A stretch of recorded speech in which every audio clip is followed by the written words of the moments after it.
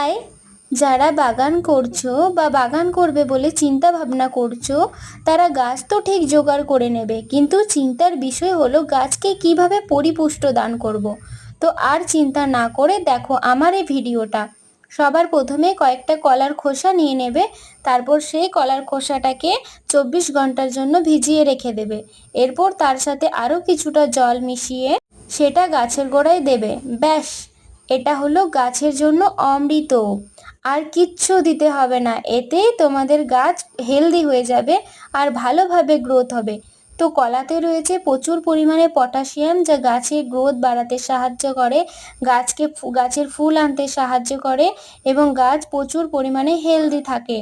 তো দেখো, আমি এইটা সপ্তাহে একদিন করে ব্যবহার করে থাকি। এটা তোমরাও ব্যবহার করবে, খুব ভালো রেজাল্ট পাবে। তো বন্ধুরা, আমার ভিডিওটা যদি ভালো লেগে থাকে তাহলে অবশ্যই আমাকে সাপোর্ট করবে। আর তোমাদেরকে এইভাবে আমি আরও অনেক টিপস শেয়ার করব। তো দেখো, আমি এটা গাছের গোড়ায় গোড়ায় দিয়ে দিচ্ছি। একটু